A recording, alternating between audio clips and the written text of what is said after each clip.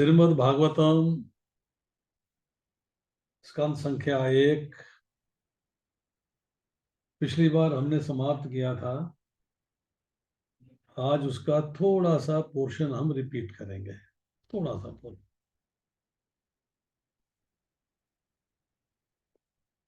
भक्ति और मरना, इन दोनों की चर्चा हो रही है। तो ये समझना चाहिए कि भक्ति का मरने के समय क्या लाभ है और उस वक्त भक्ति का स्मरण, भगवान का स्मरण होना चाहिए या नहीं होना चाहिए। तो शास्त्र कहता है कि भक्ति से मरण सुधरता है, इसीलिए निरंतर भक्ति की आदत डालनी चाहिए। आपको भगवान सुख देते हैं, पर अकेले सुख मत भूलिएगा। अपने सुख में कृष्ण को साथ रखिए। भगवान को साथ में रख के जो सुख को भोग करता है वह कभी भी दुखी नहीं होता। हम लोग क्या होता है, जब सुख की बारी आती है, स्मरण होता है, तो भगवान को भूल जाते हैं।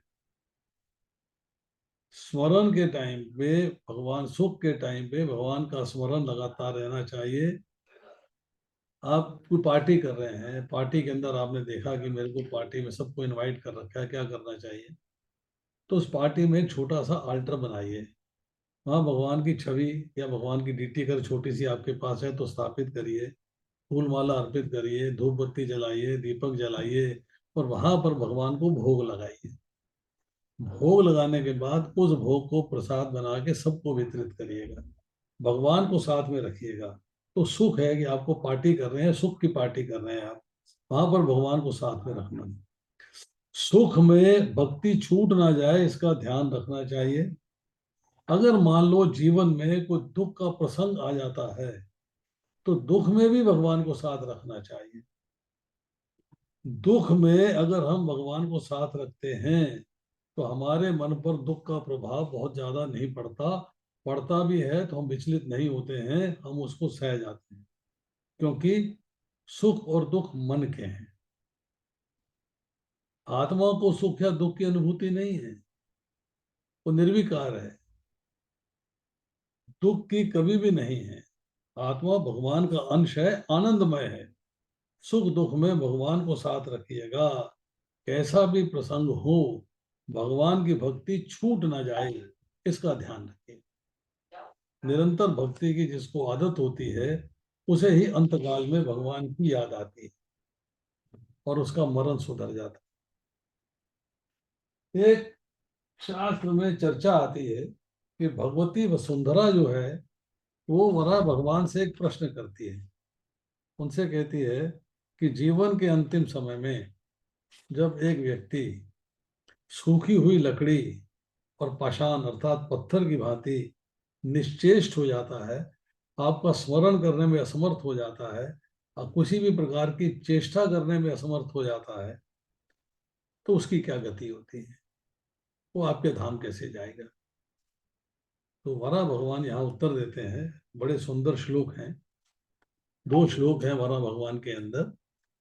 स्थिरे मनसी सुस्वस्थे शरीरे सति यो नरः धातु साम्ये स्थिते स्मार्ता विश्व रूपम च माम भजनम ततस्तम प्रिय मानंतो काष्ठ पाथान सन्निभम अहम स्मरामि मद भक्तम नयामि परमाम गतिम। फिर कहते हैं ततस्तम प्रिय मानंतो काष्ठ पाषाण सन्निभम अहम स्मरामि मद भक्तम नयामि परमाम गतिम। कहने के बाद कहते हैं कफ वातादि दोषेन मद भक्तो न चैम माम स्मरेत तस्य स्मरा अहम न चेत कृष्णो नास्ति मत्परा। तो इन श्लोकों में भगवान कह रहे हैं, होती वसुंधरा ने सवाल किया है, अब भगवान उत्तर दे रहे हैं कि जो भक्त स्वस्थ अवस्था में, स्वस्थ अवस्था में निरंतर मेरा स्मरण करता, मतलब जब वो हेल्दी था तो निरंतर मेरा स्मरण कर रहा, ये कह रहे हैं भगवान की आदत डालिएगा। और जीवन के अंतिम समय में जब वो कफ वात आदि दोषों के कारण यदि मृत्यु के समय मेरा स्मरण नहीं कर पाता, उसे चेतना नहीं रहती, वह सूखी हुई लकड़ी और पाषाण की भांति पड़ा रहकर मेरा चिंतन करने में असमर्थ हो जाता है। तब भगवान कहते हैं मैं उसका स्मरण करता हूँ। अगर मैं उसका स्मरण ना करूं तो मुझसे ज्यादा कृतघ्न, मतलब एहसान फरामोश और कोई हो नहीं सकता। तब मैं उसका स्मरण करके उसे परम गति की ओर ले जाता हूं। ये भगवान की कमिटमेंट है। इसीलिए जो है कहा जा रहा है कि आपको निरंतर स्मरण करना चाहिए। यही भगवान भगवत गीता में कहते हैं सत्य कीर्तो यंतो याम अनन्य चेता सत्यम यो अनन्य चिंतो यंतो माम मन मना और मत भक्तो तस्मात् सर्वेषु कालेषु। मतलब हर काल में, हर क्षण में, हर पल में, हर मोमेंट में मेरा चिंतन करो, मेरा चिंतन करो, बस। That is what is required. अब भीष्म पितामह कह रहे हैं भगवान से कि मैं आपकी शरण में हूं, मैं आपका हूं नाथ, कृपा करिए। अब भगवान ने प्रेम से ताना मारा है, उपालंब दिया कि आज आप कहते हैं कि मैं शरण में हूं, मैं आपका सेवक हूं, मैं आपकी शरण में आया हूं, मैं आपका हूं। अगर आप मेरे ही थे तो पांडव पक्ष में रहकर आप क्यों नहीं लड़े? अब कौरव पक्ष की तरफ क्यों थे? कौरवों ने तो अन्याय किया था और आप जानते थे, फिर भी आप कौरव पक्ष में रहे। आप बताइए, जब आप कह रहे हो मैं आपका हूं तो कम से कम मेरे को तो समझना चाहिए था ना, मैं किधर हूं। मैं जिधर हूं उधर तुमको होना चाहिए था। तो अगर आप जो है मेरे को अपना मानते थे तो मेरे पे भी बाण चलाए। आपने अर्जुन को भी बाण मारे, अर्जुन को भी बाण मारे। अर्जुन तो मेरा प्रिय था। ऐसा क्यों किया? इसका मतलब है कौरवों में आपकी कोई आसक्ति थी, कोई रीजन था कि आप कौरवों की तरफ रहे। अब भीष्म पितामह उत्तर देते हैं मैं कौरव राज्य के प्रति समर्पित था।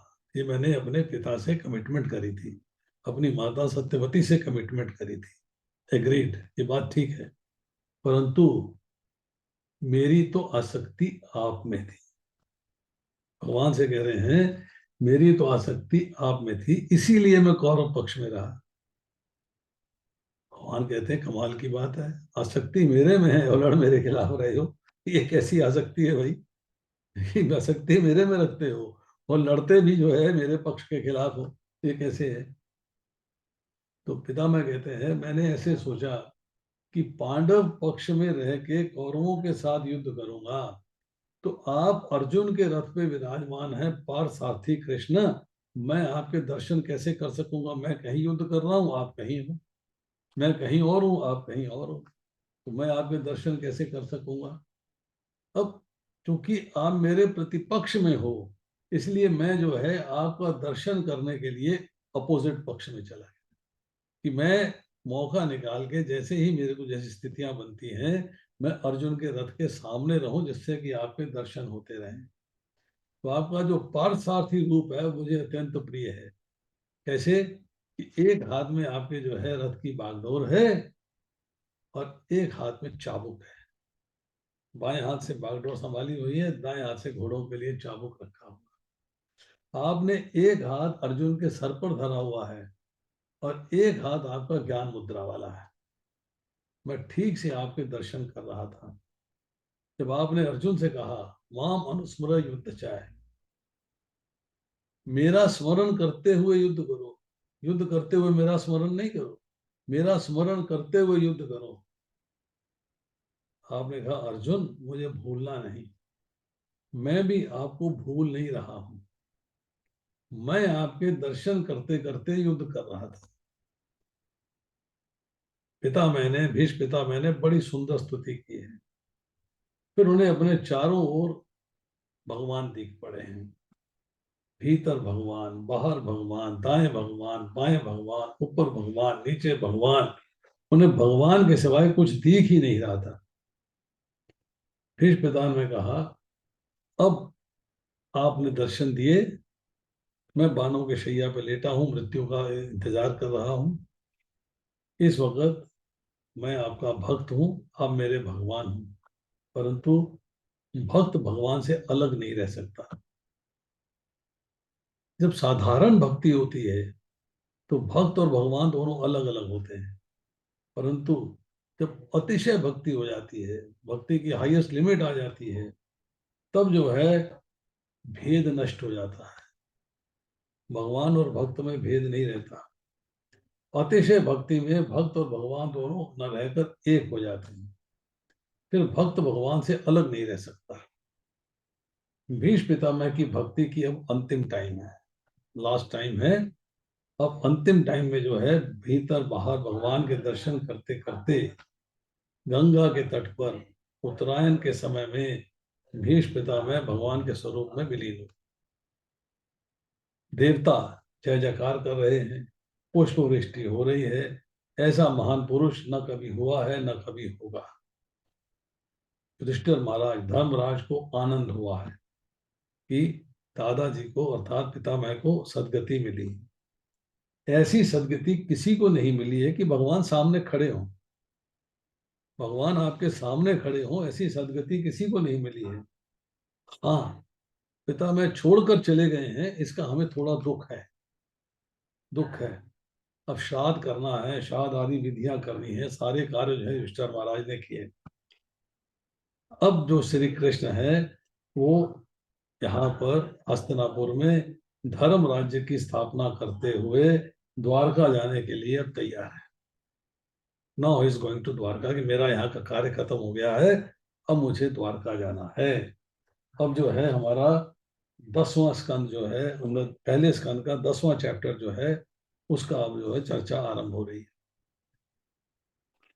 अब रथ पे कृष्ण विराजमान है। हस्तिनापुर की स्त्रियां जो है भगवान कृष्ण पे पुष्प वर्षा करती हैं और परस्पर बातें करती। ये पहले स्कंद के 10वें अध्याय के 21वें श्लोक में चर्चा आती है। आपको थोड़ा सा चर्चा करके बताते हैं कि 21वें श्लोक में क्या बात हो रही है। स्त्रियां कहने लगी, जैसा हमें निश्चित रूप से स्मरण है, यही है वे जो आदि परमेश्वर है। प्रकृति के गुणों की व्यक्त सृष्टि के पूर्व वे ही अकेले विद्यमान थे। चूंकि वे परमेश्वर हैं, अतः सारे जीव उन्हीं में लीन होते हैं, मानो रात्रि में सोए हुए हों और उनकी शक्ति रुक गई हो।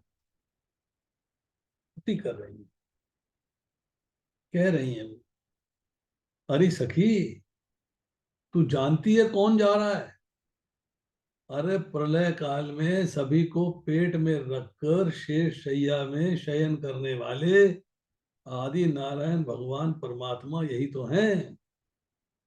प्रलय काल में जब जीव माया के अंधकार में छिपा रहता है, तो सृष्टि के प्रारंभ में भगवान एक एक जीव को बाहर निकालते और प्रत्येक के कर्म के अनुसार प्रत्येक को जन्म देते हैं, और फिर भगवान इस जगत में छुप जाते हैं। भगवान जीव से कहते हैं, एक बार जब तुम छिप गए तो मैंने तुम्हें बाहर निकाला, अब मैं छिप जाता हूं, तुम मुझे ढूंढो। भक्ति के द्वारा भगवान को ढूंढ रहे हैं, ढूंढ लो मेरे को। अब भक्ति कर रहे हैं, भगवान को ढूंढ रहे हैं। संसार की रचना करके भगवान इस जगत में छिप गए हैं। भगवान को ढूंढने का प्रयत्न करना है हमें। कैसे? भक्ति के माध्यम से, भगवान की प्रेमा भक्ति के माध्यम से। अब भगवान को क्या है, लुका छिपी का खेल, छुपन छुपाई का खेल बड़ा पसंद है। जब बाल कृष्ण लाल गोकुल में लुका छुपी का खेल खेल रहे हैं और बच्चे जब छिप जाते हैं, तो कन्हैया उन्हें खोजने जाते हैं। जब कन्हैया छिप जाता है तो बच्चे उसे खोजने जाते हैं। यही जो है जीव और ईश्वर भगवान का खेल है, कि हम भगवान को खोज रहे हैं उनका प्रेम प्राप्त करने के लिए। हमें जो है उनका प्रेम चाहिए। भक्ति के माध्यम से हम भगवान का प्रेम प्राप्त करते हैं। तो भगवान का प्रेम मिल जाता है तो भगवान का धाम मिल जाता है।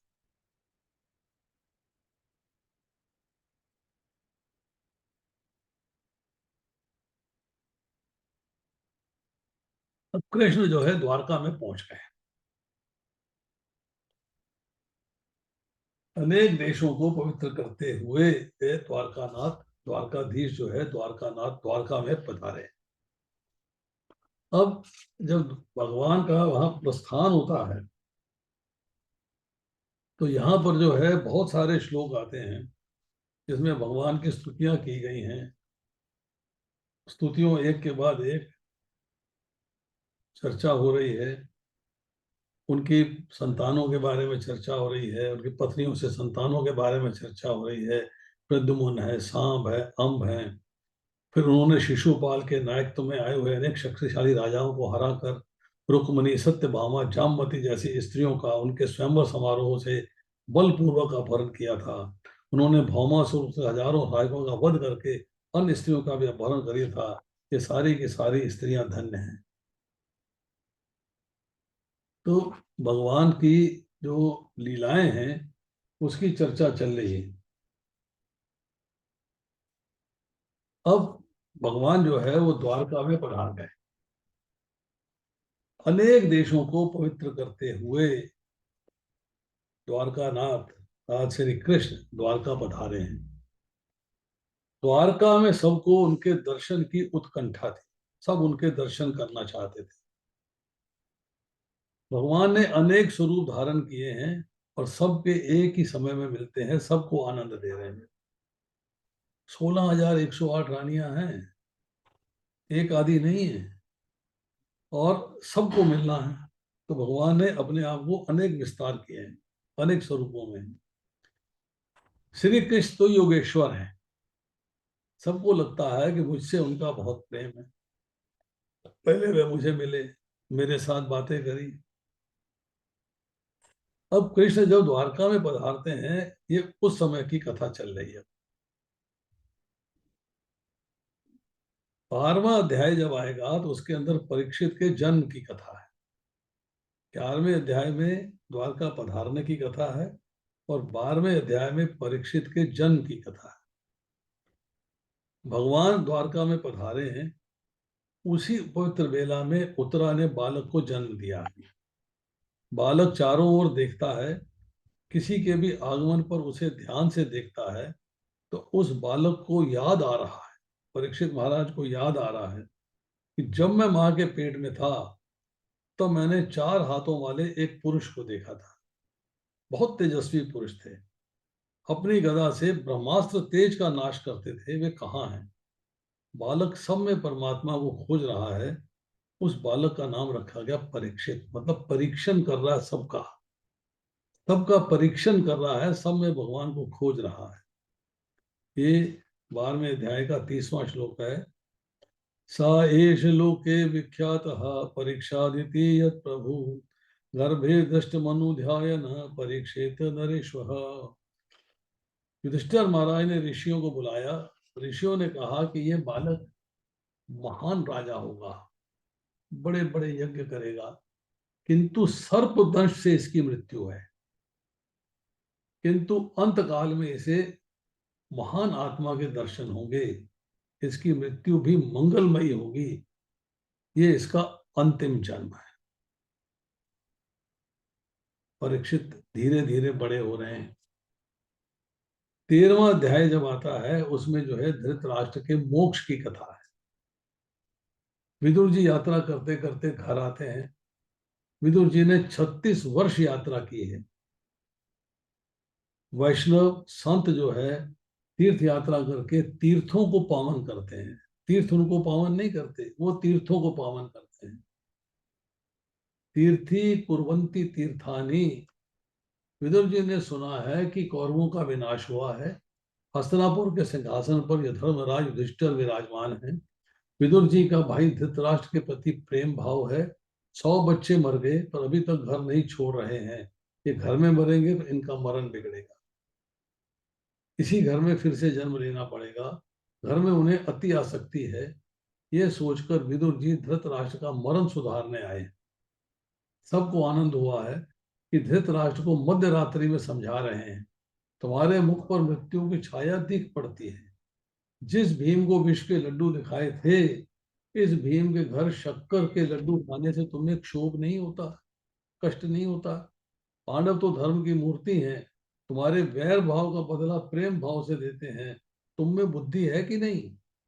अब जाने का समय आ गया है, तुम्हें विचार नहीं आता इसी घर में तुम्हारी मृत्यु होगी, तो इसी घर में तुम्हें पुनः जन्म लेना पड़ेगा, तुम्हारा मरण बिगड़ेगा। धृतराष्ट्र कहते हैं मैं समझ रहा हूँ, मुझे बड़े बुरे स्वप्न आते हैं, पर मैं अंधा हूँ, क्या करूं, कहाँ जाऊं? विदुर जी कहने लगे चलो, मैं तुम्हें ले चलता हूँ। दिन में तो धर्मराज तुम्हें जाने देंगे नहीं। धृतराष्ट्र को इस तरह समझाकर मध्य रात्रि में गंगा तट पर हरिद्वार के पास सप्त स्रोत तीर्थ में विदुर जी धृतराष्ट्र को ले आए। हिमालय से गंगा जी निकलती हैं। रास्ते में 7 ऋषि बैठे हैं। सातों ऋषि हाथ जोड़कर खड़े हो गए। जब आप गंगा जी से ऋषिकेश की तरफ जाते हो तो रास्ते में सप्त ऋषि घाट पड़ता है।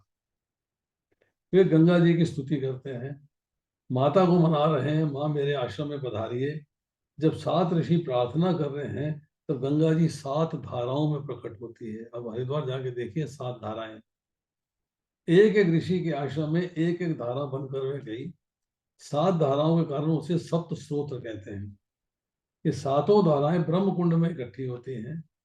गर्मी के दिनों में गंगा जी की अलग अलग धारा आज भी दिख पड़ती है। वहीं विदुर जी धृतराष्ट्र को ले आए। विदुर जी के सत्संग से अब धृतराष्ट्र भी भगवान का ध्यान कर रहे। सत्संग का लाभ हुआ। धृतराष्ट्र जैसा राजा जो अपने सुख भोग के लिए, अपने राज्य के लिए उसने सब सत्यानाश करवा दिया, अब वो जो है विदुर जी का संग करने के बाद जो है भगवान का ध्यान करने लगा।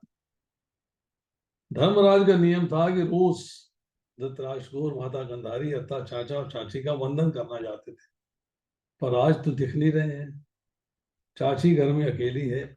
मैंने उनको पुत्रों के मार डाला है, इसलिए मेरे चाचा कहीं आत्महत्या करने तो नहीं चले गए। तो धर्मराज परेशान हो गए। भगवान के लाडले भक्त जब दुखी होते हैं तो बिना निमंत्रण ही संत उनके घर में पहुंच जाते हैं। आज नारद जी पधार गए। फिर धर्मराज को समझा रहे हैं, अजी धृतराष्ट्र की चिंता छोड़िए, चाचा की चिंता छोड़िए, विदुर जी के साथ हैं, विदुर जी के सत्संग से उनका मरण सुधरेगा। आपने अपना कर्तव्य पूरा किया है। आज तक आपने चाचा की सेवा करी है, पर चाचा जी में ममता ना रखिए। किसी भी मानव में ममता ना रखिए, ममता भगवान में रखिए। मानव में ममता मत रखिए, ममता जो है वो भगवान में रखिए। किसी स्त्री में या किसी पुरुष में ममता रखने वाले बहुत दुखी होते हैं, बहुत रोते हैं। धर्मराज जी को नारद जी समझा रहे हैं, हमारे शास्त्रों में लिखा है 50-55 वर्षों तक घर की परिवार की देखभाल करने के बाद अच्छा है। 55 के बाद का महत्व अच्छा नहीं है। 50-55 के बाद पुत्रों को घर सुपुर्द कर दीजिए और पुत्रों को भगवान के सुपुर्द कर दीजिए। भगवान से व्यतीत कहिए, पुत्र मेरे नहीं है, भगवान आपके हैं। 55 वर्ष व्यतीत होने पर प्राय पुत्र का विवाह हो जाता है, पुत्र वधू घर में आ जाती है। तब मन से शुरू, मन मन से ये निश्चय कर लीजिए, अब मेरा वानप्रस्थ का समय आ गया। अब मैंने सारी जिम्मेदारियां छोड़ दी, अब जिम्मेदारियां इनकी हैं, दे शुड मैनेज। पर समस्या क्या आती है? समस्या ये है कि घर में तो पुत्र वधू आ गई, पर सास अपनी जिम्मेदारी छोड़ के राजी नहीं। मैं स्वामिनी, मैं मालकिन नहीं। हमारा मोह नहीं छूटता, परंतु घर में जब घर की जिम्मेदारी संभालने वाली आ गई है, तब वानप्रस्थ लेके भक्ति करने का समय आ गया है। भक्ति जोर शोर से होनी चाहिए। 50-55 वर्ष की आयु के बाद जो सजग होकर, मतलब ध्यान पूर्वक सजग होकर जागृत होकर भक्ति करता है, उसका मरण सुधर जाता है। 55 वर्ष के बाद भी जो घर और परिवार में आसक्ति रहता है, उसका मरण बिगड़ता है। तो धर्मराज जी को नारद जी समझा रहे हैं, अब 6 महीने शेष हैं। अब चाचा की चिंता मत करिएगा, अब अपनी चिंता करिए। कितने ही लोग हैं कि मृत्यु शैया पर पड़े हैं, पर घर की चिंता कर रहे हैं, इस भांजे का क्या होगा, उस पुत्री का क्या होगा, इसका क्या होगा, उसका क्या होगा। अरे मृत्यु के बाद आपका क्या होगा, इसकी चिंता करिए। ये सोचिए कि मृत्यु के बाद मेरा क्या होगा, मैं कहाँ जाऊंगा। आप स्वयं अपनी चिंता करिए। 55 वर्षों के बाद परिवार की चिंता छोड़ दीजिए और भगवान को सब कुछ सौंप दीजिए। 13वें अध्याय का 47वां श्लोक है। तदिदम भगवान राजे ने कहा, आत्मा आत्मना स्वत्र का अंतरो अनंतरो भाति पश्य माया रो रुधा। सब जीवों में एक ही तो भगवान है। उस भगवान को जांचने का, परखने का, मानने का, समझने का, उन पे ध्यान लगाने का प्रयत्न करिएगा। किसी के लिए रोइए मत, अपना मरण याद रखिए। मुझे अपनी मृत्यु को सुधारना है, ऐसा निश्चय करिए। कुछ ही महीने तो बाकी हैं। 6 महीनों के बाद द्वापर पूरा हो जाएगा, कलयुग का आरंभ हो जाएगा, भगवान अपने स्वधाम में पधारे हैं। ऐसा समाचार मिलने पे सब कुछ छोड़कर हिमालय की ओर प्रयाण करना। नारद जी इस तरह धर्मराज को सावधान कर, उनको एक वार्निंग दे दी, सावधान कर दिया कि क्या करना चाहिए।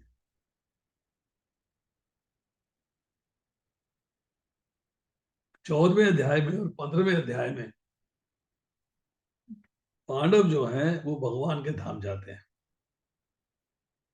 उसका वर्णन आता है।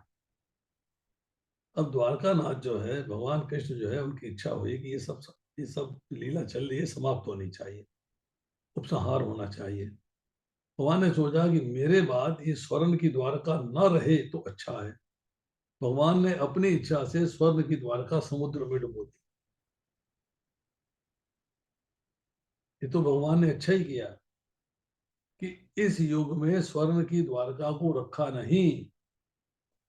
स्वर्ण की द्वारका को रखा होता तो भगवान जान रहे थे कि कलयुग में लोग कैसे होंगे। कलयुग के लोग द्वारका को छिन्न भिन्न कर देंगे, लूट के ले जाएंगे, सोना ही लूट के ले जाएंगे। इसे मैं डुबो दूं तो क्या बुरा। स्व इच्छा से जो समाप्त करता है, संहार करता है, उसे बहुत शांति मिलती है। जैसे अनिवार्य रूप से कुछ छोड़ना होता है, उसे बहुत त्रस्त होना।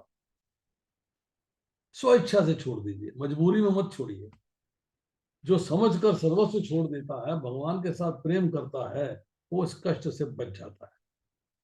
भगवान ने संसार को दिव्य आदर्श दिखाया है कि मेरे बाद ये द्वारका ना रहे, क्योंकि द्वारका रहेगी तो मेरे जो वंश के लोग हैं उनमें अहंकार आ जाएगा। अहंकार आ जाएगा, आपस में लड़े भिड़ेंगे, आपस में जो है एक दूसरे को नीचा दिखाएंगे, एक दूसरे को ऊंचा दिखाएंगे, समस्याएं पैदा करेंगे। ये इसका विनाश हो जाए तभी अच्छा है।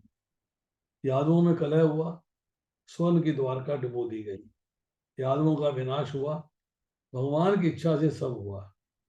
उस समय धर्मराज को अनेक अपशकुन दिख पड़े। ये भीमसेन से बातें कर रहे हैं। भीम, नारद जी का कहा समय अब आ गया है। मेरे पवित्र राज में अब कली का प्रवेश हुआ है। मुझे लगता है कि लोग झूठ बोल रहे हैं। मैंने जीवन में एक बार झूठ बोला है और मैं अभी तक पछता रहा हूँ। इसका मुझे बहुत दुख हो रहा है। अब तो झूठ बोलने में किसी को जरा भी दुख नहीं होता। मेरे राज्य में अब चोरी होने लगी है। ये कलयुग के लक्षण हैं। अब कुछ ना कुछ दुख की बातें सुननी ही पड़ेगी। कुछ ना कुछ दुख की बातें सुननी ही पड़ेगी। धर्मराज भीमसेन से बातें कर रहे हैं। उसी समय द्वारका से अर्जुन का आगमन होता है। अर्जुन ने आके युधिष्ठिर महाराज धर्मराज को प्रणाम किया है। धर्मराज ने आशीर्वाद दिया। अर्जुन के मुख पर तेज नहीं है, चमक नहीं है, ऑरा नहीं है। ये देखकर धर्मराज पूछने लगे, तुम्हारा सब तेज कहाँ गया? तुम्हारा तेज कहाँ गया? किसी ने तुम्हारा अपमान किया है क्या? बहुत अपमान होता है तो चेहरा निस्तेज हो जाता है। आंगन में आए भिखारी को भोजन दिए बिना तुमने भोजन किया है क्या? गृहस्थ का धर्म है कि मध्याह्न काल में जो आंगन में आता है उसे थोड़ा बहुत देना चाहिए। दान देने से कम नहीं होता, देने से बढ़ता है। किस वेश में कौन आता है इसका पता नहीं। बड़े बड़े ऋषि और साधुओं को भी भिखारी के वेश में घूमते देखा है। तुमने किसी स्त्री का चिंतन किया क्या? पुरुष किसी भी पर स्त्री पर चिंतन करता है या स्त्री किसी पर पुरुष का ध्यान करती है तो व्याभिचार का पाप लगता है। मेरा भाई अर्जुन ऐसा पाप नहीं कर सकता। मध्य रात्रि के समय सुंदर श्रृंगार से सजी उर्वशी अर्जुन से मिलने आई थी। अर्जुन के मन में, अर्जुन की आंखों में विकार नहीं आया। अर्जुन का मन गंगा जल सा शुद्ध है। उर्वशी को उसने वंदन किया। उर्वशी ने कहा मैं काम भाव से आई हूं। अर्जुन ने कहा आपका कैसा भी भाव हो, मेरे में तो आपके प्रति माँ का भाव है, मातृ भाव है। उर्वशी ने कहा मैं स्वर्ग की अप्सरा हूं, मुझे पाप नहीं लगता, तुम्हें भी पाप नहीं लगेगा। अर्जुन ने कहा मैं भरत खंड का मानव हूं, मेरा भारत देश स्वर्ग से भी श्रेष्ठ है। भारतीय संस्कृति कहती है कि प्रत्येक स्त्री के प्रति मात्रा का भाव रखती है, यही हम करते हैं इसको, प्रत्येक स्त्री के प्रति मात्र भाव रखो। अर्जुन बोले माँ मैं तुम्हारा बालक हूँ। ऋषि ने कहा मैं तुम्हें शाप दूंगी। अर्जुन ने कहा माता जो आपको योग्य लगे वो आप करिए, वो कहिए, मैं तो आपको वंदन ही करूंगा। एकांत में जो काम को मारता है वही सच्चा वीर है, काम की मार से जो परास्त हो जाता है वह निर्बल है। मेरा अर्जुन वीर है, वह ऐसा पाप कभी नहीं करेगा। पर आज तुम्हारे मुख पे तेज नहीं है, इस पर मुझे कलयुग के लक्षण दिख रहे हैं। तुम्हें प्राणों से प्रिय कृष्ण का वियोग तो नहीं हो गया? धर्मराज ने एक एक नाम लेकर कुशल समाचार पूछे। द्वारका में सब क्या कर रहे हैं? सब आनंद में तो हैं। श्री कृष्ण के वियोग में अर्जुन व्याकुल हुए हैं। अर्जुन वीर हैं पर बालक के समान रो रहे हैं। कहते हैं बड़े भाई अब मैं आपसे किसका कुशल समाचार कहूं? भगवान कृष्ण तो स्वधाम पधार गए, अपने धाम चले गए, सिंहासन पर विराजित थे परंतु गिर पड़े। धर्मराज सिंहासन पर विराजित थे, नीचे गिर पड़े। श्री कृष्ण के बिना जीवन व्यर्थ है। भगवान ने मुझे आज्ञा ना की, स्वधाम में पधार गए, अब ये जीवन किसके लिए? हमें भी भौतिक संसार के अंदर भगवान से वियोग धारण कर रखा हमने। भगवान का वियोग है हमसे, बस याद ही नहीं करते उन्हें, स्मरण नहीं करते उन्हें, उनको समझते ही नहीं। तो कभी हमने सोचा जीवन किसके लिए? नहीं, जीवन अपने लिए, हम मजे लिए जा रहे हैं बस। वे भगवान के एक एक उपकार को याद कर रहे हैं, याद करते हुए कहते जा रहे हैं मैं उनको समुचित रूप से पहचान ना सका, पर उन मुझ पर उनका अतिशय प्रेम भाव था, बहुत प्रेम था। मुझे याद आ रहा है उन्होंने मुझसे एक बार कहा था अर्जुन तुम मुझे बहुत प्रिय हो, तुम कुछ मांग लो, जो तुम मांगोगे वही मैं तुम्हें दूंगा। मेरी बुद्धि भ्रष्ट थी, मैंने मांगा युद्ध में मेरी विजय हो, मुझे मांगना आया नहीं। महाभारत पढ़ते हैं तो चर्चा आती है, भगवान कहते हैं कि अर्जुन मेरे मित्र हैं और मैं अर्जुन का मित्र हूँ। मैं अर्जुन के जो मेरा शत्रु है अर्जुन का शत्रु है, जो अर्जुन का शत्रु है वो मेरा शत्रु है। मैं अर्जुन के लिए अपना मांस तक दे सकता हूँ।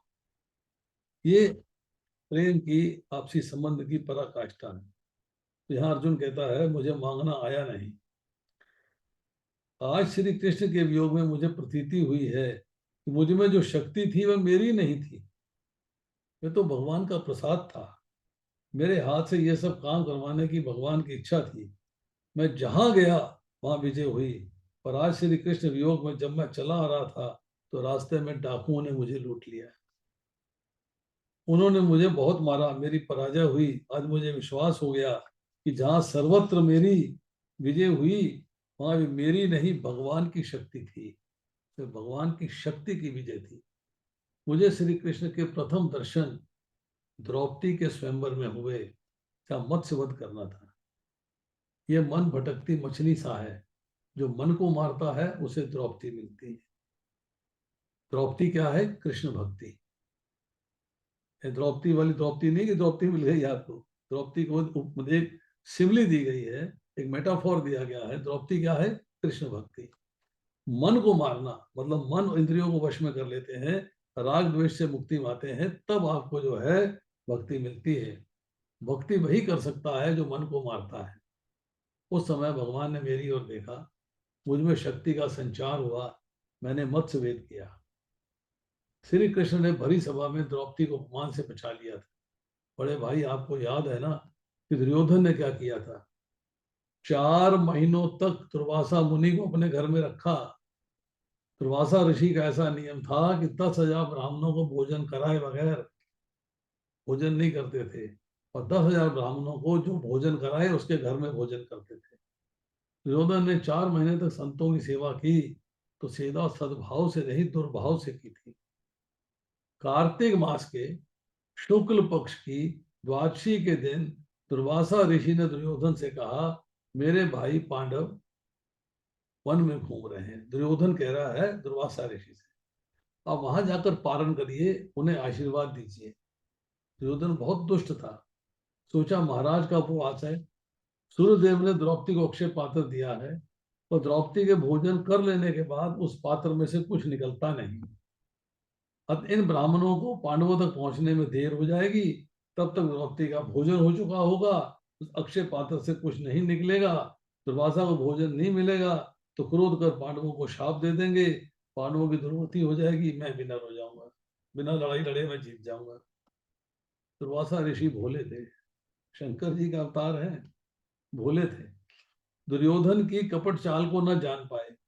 उन्होंने दुर्योधन से कहा, कल निर्जला एकादशी का व्रत है, आज द्वादशी का बड़ा दिन है, मैं पारण करूंगा, तुम्हें आशीर्वाद दूंगा, उसके बाद वहां जाऊंगा। दुर्योधन ने कहा, महाराज मुझे तो 4 महीने से आशीर्वाद ही मिल रहे हैं, अब पांडवों को भी आशीर्वाद दीजिए।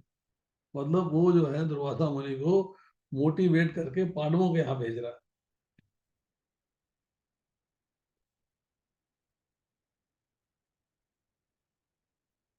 सूर्य नारायण ने पांडवों को अक्षय पात्र दिया था, उसमें से संकल्प के अनुसार अन्न मिलता था। सूर्य की त्रिकाल उपासना करने वाला कभी दरिद्र नहीं होता। सूर्योदय सूर्यास्त के समय में भक्ति करिए, सूर्य नारायण में भगवान के दर्शन करिए। सूर्य नारायण की त्रिकाल भक्ति करने वाले को रोग नहीं होते। पांडव जब वन की ओर जाने के लिए चले तो सूर्य नारायण को दया आ गई, उन्होंने अक्षय पात्र दे दिया। उस अक्षय पात्र से संकल्प के अनुसार अन्न निकलता था। आंगन में पधारे साधु संतों को ब्राह्मणों से द्रौपदी हाथ जोड़कर पूछती है कि महाराज, आपकी आज क्या भोजन लेने की इच्छा है। संकल्प के अनुसार उस पात्र से भोजन मिलता था, जंगल में मंगल था। अब द्रौपदी पांडवों के साथ सत्संग कर रही थी, कृष्ण कथा हो रही थी। द्रौपदी कहती है, मेरे भगवान को झूठा काम करना नहीं आता, सच्चा काम करते हैं। भगवान की प्रत्येक लीला जीव के कल्याण के लिए है। आपके जीवन में जब उद्वेग आ जाए, उद्भव हो जाए, टेंशन आ जाए, परेशानियां आ जाए, दुख का प्रसंग खड़ा हो जाए, तब मन को शांत करके सहन रहना सीखिए। यही भगवान कहते हैं दूसरे अध्याय के 14वें श्लोक में, मात्र स्पर्शा तो कौनताय शीत उष्ण सुख दुख आगम पायने नित्या तांत तिक्षवा भारत। सहन करना सीखो। सुख और दुख सर्दी गर्मी के आने जाने के समान ही सीमित और क्षणभंगुर है। ये इंद्रिय बोध से उत्पन्न होते हैं। हे भारत, इनको विचलित हुए बिना रहने का अभ्यास कर। जीव झूठा काम कर सकता है, और भगवान कभी झूठा या गलत काम नहीं करते। भगवान में ऐसा दृढ़ विश्वास होना चाहिए। राज्य चला गया था, पांडव वन में भटक रहे थे, द्रौपदी कह रही थी जो हुआ बहुत अच्छा हुआ, राजमहल में बहुत सा राजसी सुख भोग लिया।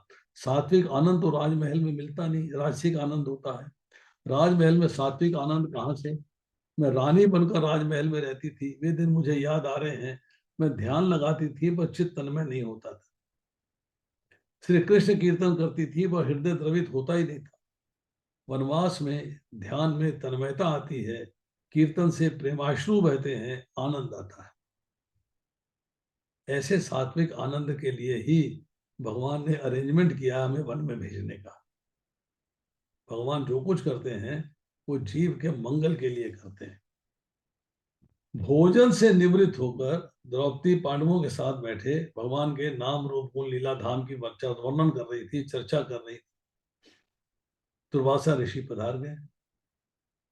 धर्मराज ने खड़े होकर पुष्पों से स्वागत किया। दुर्वासा ऋषि ने कहा कि 10,000 ब्राह्मण आपके घर भोजन करने आए हैं। सुबह से हम हस्तिनापुर से निकले हैं, कल एकादशी का निर्जला व्रत था, हमें अब बहुत भूख लगी है। धर्मराज ने हाथ जोड़कर प्रणाम किया और कहा, आपने बहुत कृपा करी कि आप यहाँ पधारे, इन ब्राह्मणों की सेवा का हमें लाभ मिलेगा। आप चलते ही आ रहे हैं, आपको अब थकान होगी, एक बार गंगा जी में स्नान करिए, तब तक भोजन तैयार हो जाएगा। दुर्वासा ऋषि ने कहा, स्नान की तो सबकी इच्छा है, पर भूख भी बहुत लगी है। हम स्नान करके आते हैं तब तक भोजन तैयार हो जाना चाहिए। धर्मराज ने कहा, हाँ महाराज, सब कुछ तैयार होगा।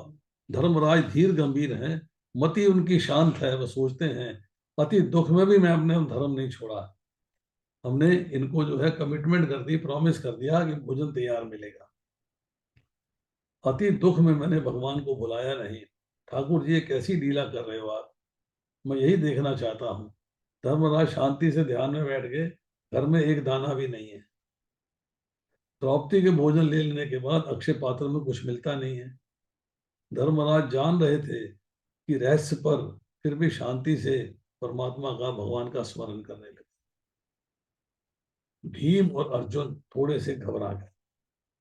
द्रौपदी भी अत्यंत व्याकुल हो गई। उन सब ने सुना था कि दुर्वासा क्रोधी स्वभाव के हैं, कदाचित शाप देंगे। द्रौपदी ने प्रेम से भगवान को पुकारा, आर्तनाद किया। भगवान के कानों तक पहुंचा। द्रौपदी प्रेम से पुकार रही है, हरे कृष्ण कृष्ण कृष्ण हरे हरे, हरे राम राम राम हरे हरे। ये जीव योग्य नहीं है, पर आप तो अति उदार हो। आपने इस जीवन को अपनाया है, उदारता दिखाते हैं। आप एक बार आपने ही कहा था, द्रौपदी तुम मेरी बहन हो, मैं तुम्हारा भाई हूँ। एक बार आपने मेरी लज्जा रखी, वस्त्र उतार दिया, मुझे नग्न नहीं होने दिया। आपकी बहन अब भिखारिन हो गई है, कुछ नहीं है उसके पास, घर में कुछ भी नहीं है। 10,000 ब्राह्मण भोजन मांग रहे हैं, नाथ कृपा करिए, मैं कहाँ से लाऊंगी। गरुड़ पर बैठिए, दौड़ कर आइए, विलंब ना करिए। हे नाथ कृपा करिए, विलंब ना करिए, मेरी लज्जा जाएगी, इस जगत में आपका भी उपहास होगा। दुर्वासा ऋषि के आने का समय हो गया। द्रौपदी को बहुत बड़ी प्रत्याशा थी कि दुर्वासा ऋषि के आने से पहले द्वारकानाथ आ जाएं, नहीं तो मैं दुर्वासा ऋषि को मुख कैसे दिखाऊं। द्वारकानाथ आकर, दुर्वासा कृष्ण आकर दुर्वासा ऋषि को समझा दे। द्रौपदी द्वारकानाथ से प्रार्थना करती है, नाथ दौड़ कर आइए। प्रेम से कीर्तन करते हुए भगवान को पुकारती है। भगवान उनकी पुकार सुनते हैं।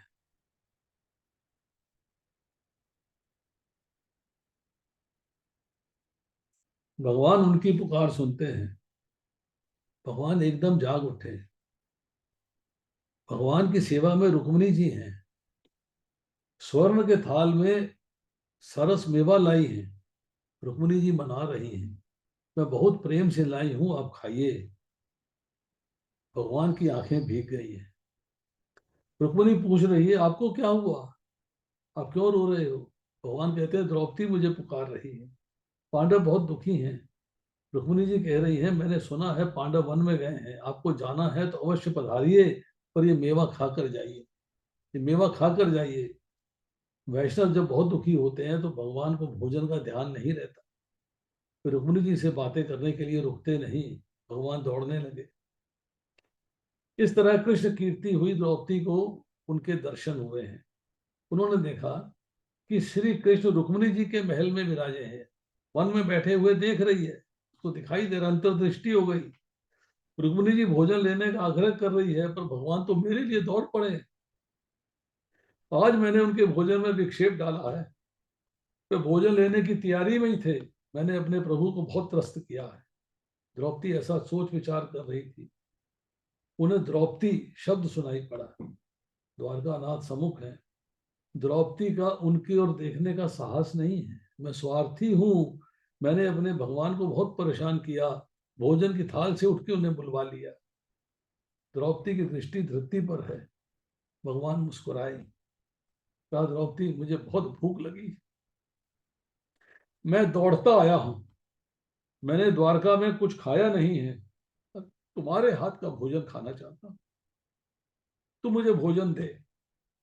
द्रौपदी ने दोनों हाथ जोड़कर कहा, और मुझे अधिक लज्जित न करिए, घर में कुछ भी नहीं है, एक दाना भी नहीं है। भगवान ने कहा, मेरे लिए कुछ तो रखा होगा, आज तुम्हारे हाथ का दिया ही मुझे खाना है। घर में कुछ नहीं है क्या। द्रौपदी, मैंने सुना है कि सूर्य नारायण ने तुम्हें अक्षय पात्र दिया है, मेरे लिए उस अक्षय पात्र में कुछ तो रखा होगा, मुझे वह अक्षय पात्र दिखाओ। द्रौपदी ने उस अक्षय पात्र प्रभु को दे दिया। कई दिन का भूखा व्यक्ति जिस तरह अन्न को ढूंढता है, उसी तरह द्वारकानाथ श्री कृष्ण अक्षय पात्र में अन्न को ढूंढ रहे हैं। अंततः महाप्रभु ने भाजी का एक पत्ता ढूंढ ही लिया। द्रौपदी से कहने लगे, ये तूने मेरे लिए ही रखा था, पत्रम पुष्पम फलम तोयम, ये तूने मेरे लिए ही रखा था। ये भाजी का पत्ता सब जीवों को तृप्त करेगा। श्री कृष्ण सर्व के अंतर्यामी है। श्री कृष्ण को जो प्रसन्न करता है वह जगत को प्रसन्न कर सकता है। श्री कृष्ण को जो भोजन कराता है वह सारे संसार को भोजन कराने का पुण्य पाता है। लोग गरीबों, साधु संतों व ब्राह्मणों को भोजन करवाते हैं, जो अच्छा ही है, परंतु अति उत्तम तो यह है कि अति प्रेम से, बहुत पवित्रता से लाला भगवान कृष्ण का स्मरण करते हुए उन्हें ही भोजन कराया जाए। वे धन्य हैं जो उन्हें एकांत में मनाते हैं, भोजन करवाते हैं। भगवान को ऐसी आदत है। श्री बाल कृष्ण लाल के पास बैठकर लाल को लाड़ करके जो मनाते हैं, भगवान थोड़ा सा भोजन करते हैं। यशोदा मैया जब बहुत मनाती थी तब भगवान थोड़ा सा खाते थे। श्री कृष्ण आज भाजी का पत्ता खाते हैं। भगवान ने संकल्प किया कि संसार के सब जीवों की तृप्ति हो। संकल्प कर रहे हैं भगवान कि संसार के सब जीवों की तृप्ति हो। भोजन करते हैं श्री कृष्ण और डकारें आ रही हैं दुर्वासा मुनि। दुर्वासा ऋषि का पेट फूल गया है। ब्राह्मणों में कोई संध्या करता है, कोई जप कर रहा है। एकदम सभी को डकारें आने लगी। सभी को आश्चर्य हुआ, ये क्या हो रहा है। उसी समय भगवान ने भीमसेन से कहा, वे महाराज दुर्वासा यहाँ से भाग जाने का विचार कर रहे हैं, तुम उनको बुलाकर इधर ले आओ। भीमसेन दौड़ते गए हैं। दुर्वासा ऋषि से कहने लगे, महाराज पधारिए, सब तैयार है। दुर्वासा ने पूछा, भीम तुम सच्ची कहना, द्वारका से श्री कृष्ण तुम्हारे घर आए? भीमसेन ने कहा, आए हैं, द्रौपदी से बातें कर रहे हैं। मुझसे कहा है कि दुर्वासा ऋषि मेरे गुरु हैं। आज तो मैं ही गुरु जी को भोजन परोसना चाहता हूँ, मैं ही उनको भोजन कराऊंगा। दुर्वासा ने कहा, वे आए हैं तभी तो मेरी स्थिति बिगड़ रही है। मैं उनका गुरु नहीं, वे मेरे गुरु हैं। श्री कृष्ण जगत गुरु हैं। कृष्ण वंदे जगत गुरु। दुर्वासा ऋषि ने पांडवों को आशीर्वाद दिए। 4 महीने तक मैंने दुर्योधन का अन्न खाया, मैंने भूल करी, कभी भी ध्यान में तन्मयता नहीं आई, संध्या गायत्री करते हुए हृदय द्रवित नहीं हुआ, पर पाप का अन्न था। आपके घर में मैं तृप्त हुआ हूँ। पांडवों का संयम, सदाचार, सरलता, साधु संतों में सद्भाव, अनंत कृष्ण भक्ति देखकर मैं प्रसन्न हुआ। जय जयकार हुआ। सेवा की दुर्योधन ने, आशीर्वाद मिले पांडवों को। जहां जाइए वहां दुर्वासा पीछे पड़ते हैं। वासना बंगले में त्रस्त करती है ऐसा नहीं है, वासना वन में जाने पर भी त्रस्त करती है। सुख भोगने की इच्छा हो तो दुर्वासना जो भक्ति को बिगाड़ती है, छिन्न भिन्न कर देती है। दूसरों को सुखी रखने की वासना भक्ति को पुष्ट करती है। दूसरों को सुखी रखने की चाहत, इच्छा, वासना भक्ति को पुष्ट करती है। वासना सभी को त्रस्त करती है। दुर्वासना के त्रास से द्वारकानाथ भी मुक्त करा सकते हैं। जीव में शक्ति नहीं है कि सदैव के लिए वे वासना को नष्ट कर सके। कुछ दिन तो लोग संयम रख सकते हैं, पर बाद में वासना तीव्र हो जाती है। मानव मूर्ख नहीं, पर मानव का सियानापन सदैव नहीं रह सकता। वासना के नाम से तो भगवान को मुक्त करा सकते हैं। भगवान के चरणों में जिसे आश्रय प्राप्त, वही मुक्त हो सकता है जिसे भगवान के चरणों में आश्रय प्राप्त होता है। वही श्री कृष्ण सेवा में तन्मय बन सकता है। भगवान उसे वासना के त्रास से बचा लेते हैं। भाजी का एक पत्ता खाकर जिसने जगत को तृप्त किया, उन्हीं भगवान श्री कृष्ण का अर्जुन स्मरण करता है। श्री कृष्ण लीला का वर्णन करते हुए सब तन्मय हो गए। सारी रात भगवत गुणागान हुआ। प्रातः काल हुआ। युधिष्ठिर ने परीक्षित को बुलाया और कहा, आज से तुम राजा। परीक्षित को राज्य दिया।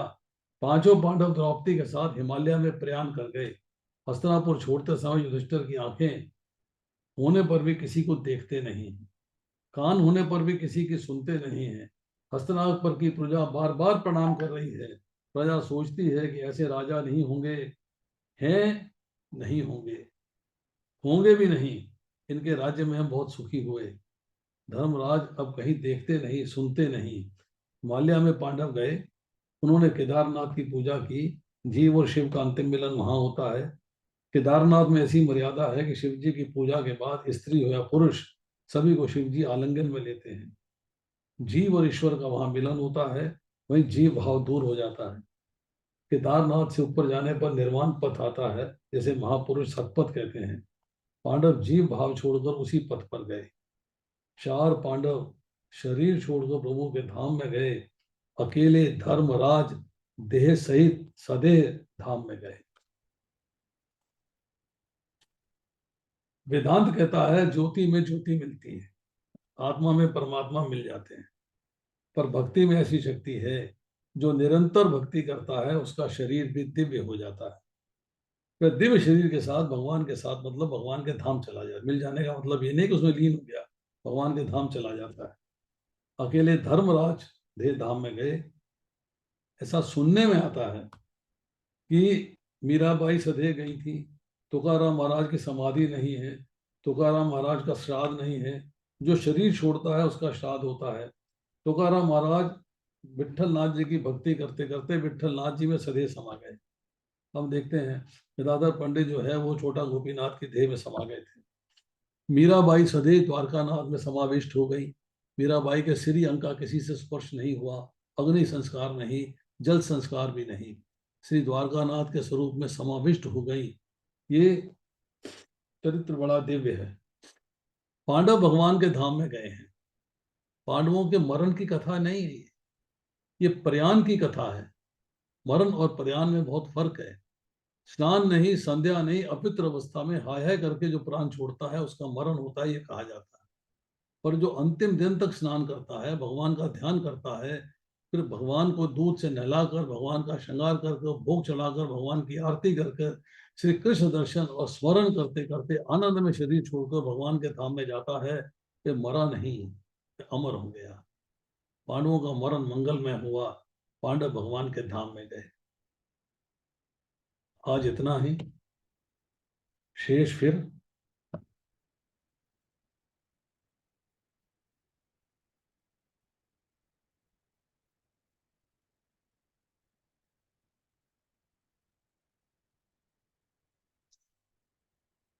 इसके बाद करेंगे 14वां अध्याय, परीक्षित को शाप और सुखदेव जी का आगमन। चलिए, हम सॉरी, बीच में मेरा गला रुंध गया था, थोड़ा आंसू निकल आए थे कथा करते करते।